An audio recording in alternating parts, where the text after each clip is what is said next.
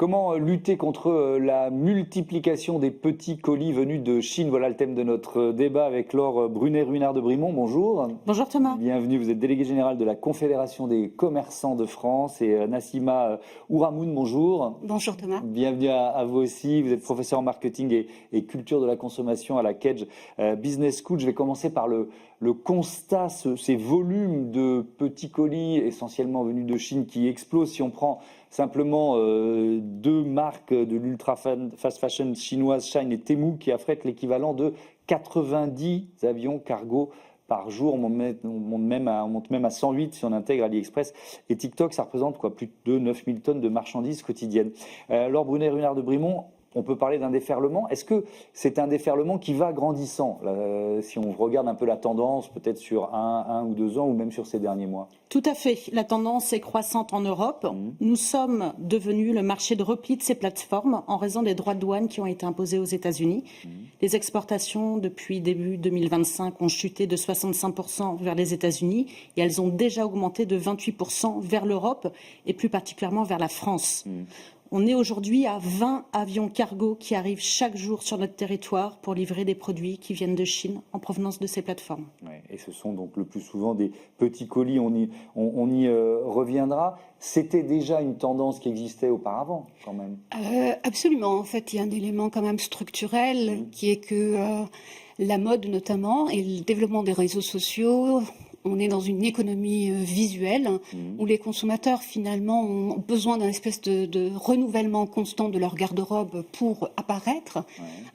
Et donc dans un contexte conjoncturel qui dure de tension sur le pouvoir d'achat, la fast fashion commence à vraiment devenir structurante des habitudes des consommateurs français, ce qui est inquiétant pour moult raisons. C'est intéressant, on parlait déjà de fast fashion, moi je dis ultra fast fashion ou fast fashion, voilà. Effectivement, c'est plus difficile à prononcer, donc je dis ultra fast. C'est quoi la différence?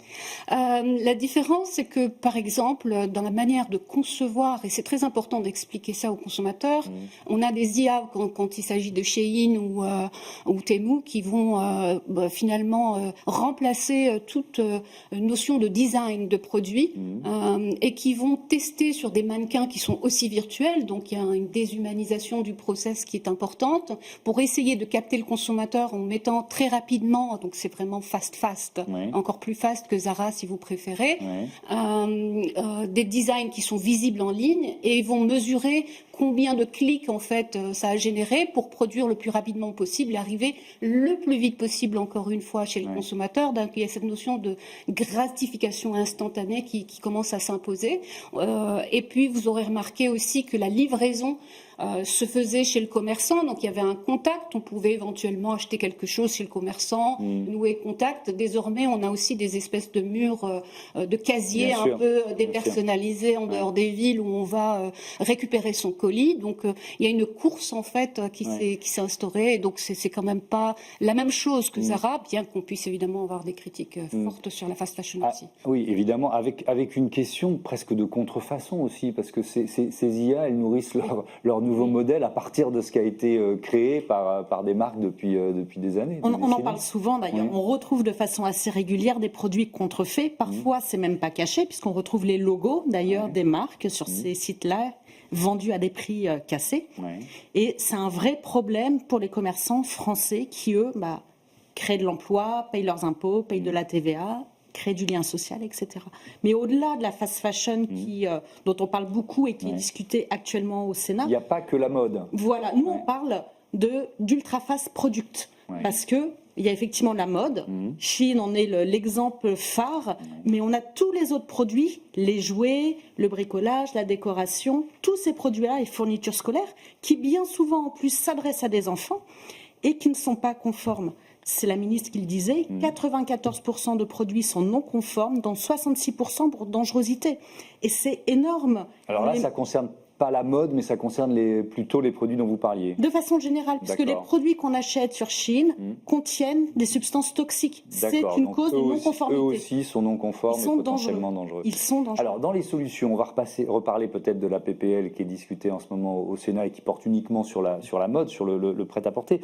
Mais il y a cette histoire de petits colis, Laure Brunet-Ruinart de Brimont.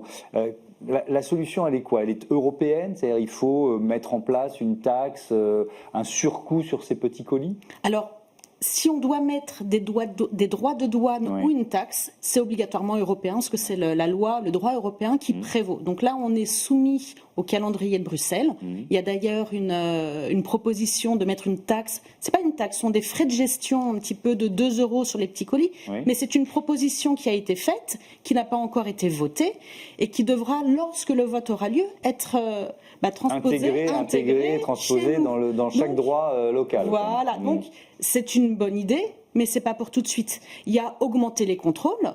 Ça, c'est la ministre, Madame Louwagie, qui en a parlé. Elle veut tripler les contrôles, et c'est bien de tripler les contrôles. Mais on a 800 millions de colis qui arrivent en France de moins de 150 €. Comment voulez-vous Oui, même contrôler si la tout ça? DGCCRF travaille très bien, elle n'a pas suffisamment de moyens Mais pour le c'est ça, faire. elle quoi. travaille très bien, mais ça n'est pas possible. Ça n'est pas possible. Nous, on a une ligne qui est assez claire. C'est on demande l'application de la même loi pour tous.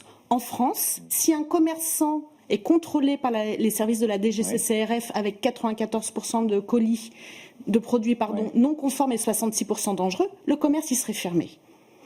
On a aujourd'hui des plateformes qui ne respectent pas non plus les prix de référence, qui utilisent des dark patterns, ce qui est absolument interdit. Pourquoi un dark pattern? Les dark patterns, ce sont des processus qui sont utilisés pour influencer l'acte de consommation. D'accord. Ça va être des incitations à l'achat, des faux comptes à rebours, des faux stocks, attention, dernière pièce, D'accord. et la législation sur les soldes qui n'est pas respectée. Donc aujourd'hui, la DGCCRF, elle fait des mises en demeure, mais c'est pas assez. Lorsque le business total complet Donc d'une c'est l'État plateforme... qui doit décider de partir dans un bras de fer avec la Chine en disant on va interdire ces produits sur notre sol. C'est ce que je comprends. Moi, je vais même plus loin. Je dis qu'il faudrait déréférencer ces sites. Ça a été fait en 2021 pour Wish. À partir du moment où c'est pas un ou deux produits non conformes, mais que c'est l'ensemble du site qui repose là-dessus, il faut être ferme et supprimer les sites des moteurs de recherche. Bon, mais il faut quand même qu'on se pose la question de notre responsabilité, nous, consommateurs, Nassima Ouamoun, parce que si ça marche aussi bien, c'est qu'on les achète, ces produits. Même s'il y a plein de procédés qui sont mis en œuvre pour nous inciter à le faire, on a quel rapport à ce low cost et à ces produits finalement qui viennent de loin et qui ne coûtent pas cher? J'ai envie de dire que effectivement c'est très difficile. C'est cette acculturation au prix bas et cette envie de renouvellement sont devenus des traits culturels. On est quand même, je reviens à la mode qui est mon centre d'expertise, on va dire, mais je vois bien le sujet du jouet. C'est l'éducation qui va primer désormais et ça doit commencer très très tôt. Ça veut dire qu'aujourd'hui, les consommateurs n'ont plus vraiment notion. Ils savent à peu près que c'est mal coupé, ils savent à peu près qu'ils achètent quelque chose qui est pas cher mais qui est pas de bonne qualité, mais ils se doutent pas à quel point c'est de très mauvaise qualité. Vous voyez ce que je veux dire? Et on a deux tendances contraires en France et donc il faut qu'on construise sur la deuxième. On a aussi Vinted qui fonctionne très bien, des gens qui sont intéressés par la seconde main, qui commencent à comprendre les enjeux et la responsabilité individuelle en termes écologiques. Mais on sait aussi que, par exemple, les campagnes de Shein très récentes de riposte, qui ont été sur le privilège d'accéder à la mode, n'est pas un privilège, est très bien senti pour le coup, parce que c'est la manière dont les... seulement ceux qui ont les moyens qui peuvent se payer la mode. Parce que les études montrent aussi que, en termes de pollution notamment, les 10% les plus aisés sont responsables de 50% de la pollution. Et donc sur ce type de registre, les consommateurs se déculpabilisent. Il s'agit de ne pas les culpabiliser, mais aussi de les éduquer très tôt. Comme on a des semaines du goût pour que nous, Français, on continue d'apprécier la bonne nourriture et la distinguer du reste qui est transformé, on doit avoir à l'école très tôt cette incitation à comprendre que le polyester ou que ce qu'on met sur sa peau doit être aussi safe et beau. Et bon que ce qu'on met, ce qu'on ingère. Donc, et c'est quand même quelque chose de long terme. Donc on a des quick fix, des solutions rapides comme ça et qui sont importantes, je pense, parce que effectivement les dégâts sont importants. Mais sur le côté social, on va dire, c'est un travail de long terme pour requalifier. Nos étudiants ne savent plus ce que c'est un vêtement de bonne qualité, notamment. Cette proposition de loi qui est discutée au Sénat, donc elle porte sur la mode. Qu'est-ce que vous en attendez? Une interdiction de la publicité, même si on sait que ça ne va pas pouvoir s'appliquer tout de suite. On a attendu 1 an entre le vote à l'unanimité à l'Assemblée nationale et le moment où ça a été discuté au Sénat. Bon. 1 an. Il y a eu un peu de chaos politique entre-temps. Mais pas que. La mesure a été quand même passablement détricotée, et notamment en termes de publicité. Il avait été voté une interdiction totale de la publicité. Ça avait été réduit aux seuls influenceurs. C'était déjà ça, puisque c'est vrai que ça faisait beaucoup de dégâts. L'interdiction totale a été réintroduite, ce qui est bien. On en est très satisfait. Le problème, c'est que derrière, il va falloir que ça repasse en commission mixte paritaire. Ensuite, il va falloir que ce soit visé par le Conseil constitutionnel. Puis la France veut le soumettre à l'Europe avant de pouvoir... Enfin, on sait que ça ne va pas arriver tout de suite. Chaque mesure qui arrive est une bonne nouvelle, parce qu'on est vraiment dans une situation d'urgence absolue. On parlait justement de la piètre qualité des pièces. L'ADEME nous dit 35 vêtements sont jetés par jour en France. Alors qu'on a un circuit de mode circulaire, on a un circuit de recyclage qui est censé être efficace en France, qui ne peut plus l'être parce qu'ils sont noyés dans les vêtements jetables qui sont achetés sur ces plateformes. Attendez, vous avez dit 35 vêtements. 35 vêtements par seconde. Oui, parce que là, je voyais pas. Par seconde, excusez-moi. Non, 35 vêtements sont jetés toutes les secondes en France. D'accord, ok. Et dont on ne peut rien faire. Alors qu'effectivement, il y a des vêtements qualitatifs qu'on peut acheter sur des plateformes de seconde main, qu'on peut porter, qu'on peut revendre pour en racheter d'autres. Enfin, il y a d'autres circuits qui existent. Là, on est vraiment sur du jetable. Vous achetez, vous portez, vous lavez une fois et c'est poubelle. Merci beaucoup. Merci à toutes les deux et à bientôt sur Be Smart for Change. On passe tout de suite à notre rubrique Startup.